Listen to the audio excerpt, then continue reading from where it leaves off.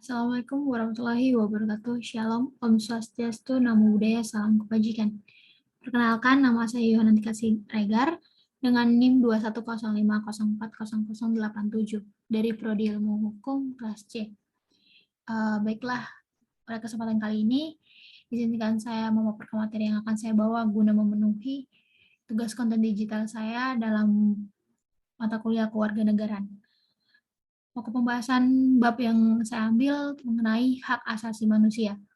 Supaya tidak memperpanjang waktu, baiklah mari kita langsung saja ke dalam topik. Yang pertama yaitu hak asasi manusia. Pengertian hak asasi manusia menurut Undang-Undang Nomor 39 Tahun 1999 tentang HAM dalam pasal 1. Hak asasi manusia adalah seperangkat hak yang melekat pada hakikat dan keberadaan manusia sebagai makhluk Tuhan yang Maha Esa dan merupakan anugerah Tuhan yang wajib dihormati, dijunjung tinggi, dan dilindungi oleh negara, hukum, pemerintah, dan setiap orang demi kehormatan dan perlindungan harkat dan martabat manusia. Ada pula definisi HAM, yaitu yang pertama, hak yang melekat pada diri manusia dan hak itu manusia tidak dapat hidup layak sebagai manusia. Hak yang dimiliki yang kedua, hak yang dimiliki manusia yang telah diperoleh dan dibawa bersama dengan kelahiran atau kehadiran di dalam masyarakat. Adapun sifat-sifat karakteristik HAM yang pertama, universal atau umum, karena diyakini bahwa beberapa hak dimiliki tanpa perbedaan atas bangsa, ras, agama, jenis kelamin. Pertama itu contohnya dasar bahwa manusia harus memperoleh kesempatan untuk berkembang sesuai dengan bakat dan cita-citanya. Lalu ada yang kedua supralegal. Supralegal ini tidak tergantung pada adanya suatu negara atau undang-undang dasar maupun kekuasaan pemerintah, bahkan memiliki kewenangan lebih tinggi karena hak asasi manusia di sini dimiliki manusia, bukan karena kemurahan atau pemberian negara, melainkan karena berasalnya dari sumber yang lebih tinggi lagi.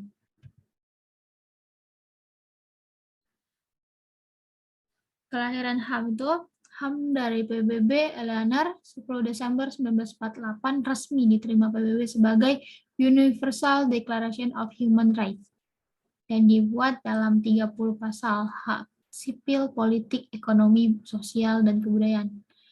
Di mana awalnya deklarasi ini hanya mengikat secara formal dan moral anggota PBB-nya, tetapi sejak 1957 dilengkapi dengan 3 perjanjian, yaitu International Covenant on Economic, Social, and Cultural Rights, yang kedua International Covenant on Civil and Political Rights, dan yang ketiga Optional Protocols to the International Covenant on Civil and Political Rights, yang dimana diterima PBB pada tanggal 16 Desember 1966 dan anggota PBB dipersilakan meratifikasinya.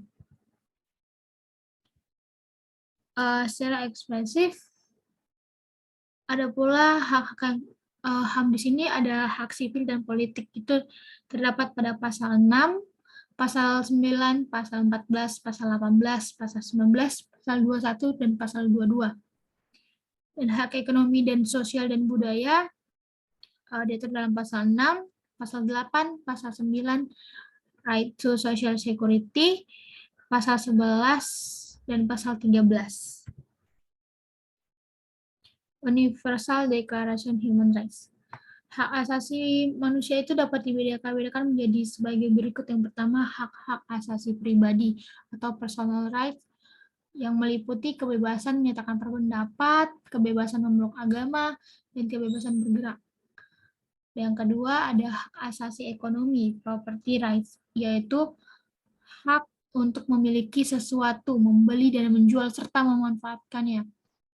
Yang ketiga, ada hak asasi politik, political rights, yaitu hak untuk ikut dalam serta pemerintahan, hak pilih atau dipilih dan memilih dalam suatu pemilihan umum, dan hak untuk mendirikan partai politik.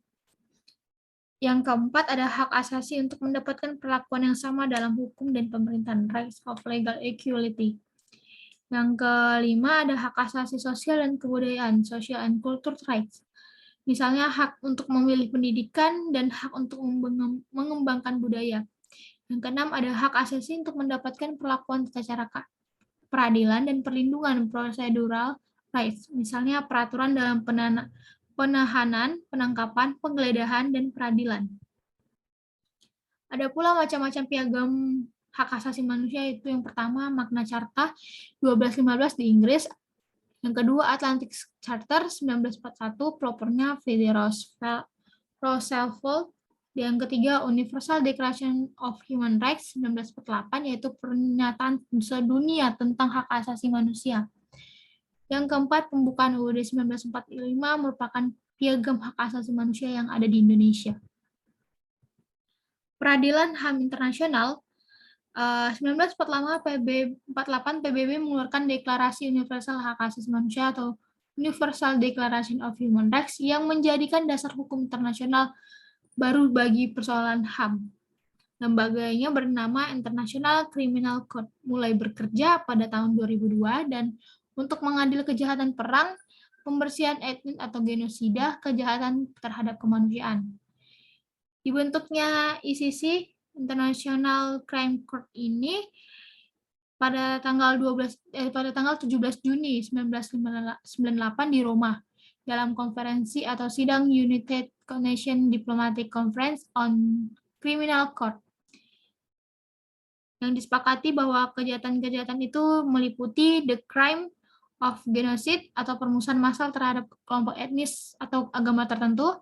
Yang kedua, crime against humanity, kejahatan melawan kemanusiaan. Dan ketiga, war crimes, yaitu kejahatan perang. Yang keempat, the crimes of aggression, penyerangan suatu bangsa atau negara terhadap negara lain. Ada pula proses peradilan dalam HAM internasional. PBB membentuk Komisi PBB untuk hak asasi manusia, itu the United Nations Commission of Human Rights. Yang dimana mereka melakukan pengkajian studies yang memuat tentang yang pertama, pelanggaran-pelanggaran yang dilakukan baik dalam suatu negara tertentu maupun secara global. Yang kedua, terhadap kasus-kasus pelanggaran yang terjadi, opini dunia internasional, dan seluruh temuan komisi dimuat dalam Yearbook of Human Rights yang disampaikan kepada Sidang Umum Perserikatan Bangsa-Bangsa. Yang ketiga, Mahkamah Internasional sesuai dengan tugasnya segera menindaklanjuti baik pengaduan oleh anggota maupun warga negara anggota PBB, serta hasil pengkajiannya dan temuan Komisi Hak Asasi Manusia PBB untuk diadakan penyidikan, penahanan, dan proses peradilan.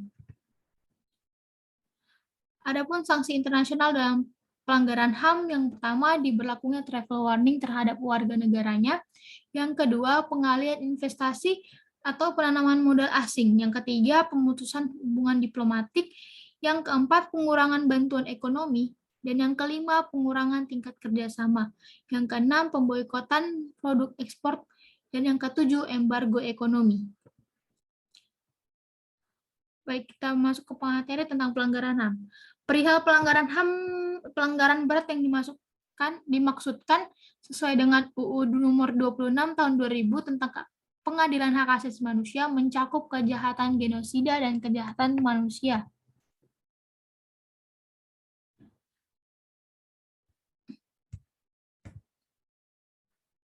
Kejahatan genosida adalah setiap perbuatan yang dilakukan dengan maksud untuk menghancurkan atau memusnahkan seluruh atau sebagian kelompok bangsa, ras, kelompok etnik, kelompok agama, yaitu dengan cara membunuh anggota kelompoknya, mengakibatkan penderita fisik atau mental berat terhadap anggota kelompok, menciptakan kondisi kehidupan kelompok yang akan mengakibatkan kemusnahan secara fisik baik seluruh atau sebagiannya, memaksakan tindakan-tindakan yang bertujuan mencegah kelahiran dalam kelompok, atau memindahkan secara paksa anak-anak dan kelompok tertentu ke kelompok lain. Yang kedua, kejahatan terhadap kemanusiaan adalah suatu perbuatan yang dilakukan sebagian orang dan serangan tersebut ditujukan langsung terhadap penduduk sipil, berupa pembunuhan, pemusnahan, perbudakan, pengusiran atau pemindahan penduduk secara paksa, perampasan kemerdekaan atau perampasan kebebasan fisik lain secara sewenang-wenang, penyiksaan, perkosaan, perbudakan seksual, pelacuran secara paksa, pemaksaan kehamilan, pemandulan, atau sterilisasi secara paksa atau bentuk-bentuk kekerasan seksual yang lain yang setara.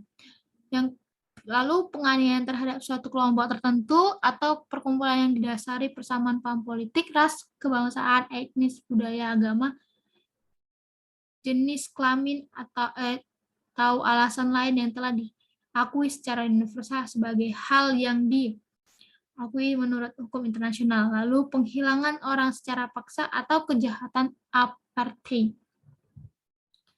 Kasus-kasus HAM yang ada di Indonesia itu kasus penembakan di Semanggi, lalu pembunuhan tokoh HAM yaitu Munir, lalu ada trafficking dan masalah tentang Freeport di Papua. Baik, demikian presentasi dari saya. Jika ada kekurangan atau kesalahan kata, saya mohon maaf. Terlebih kurang dan lebihnya, saya ucapkan terima kasih.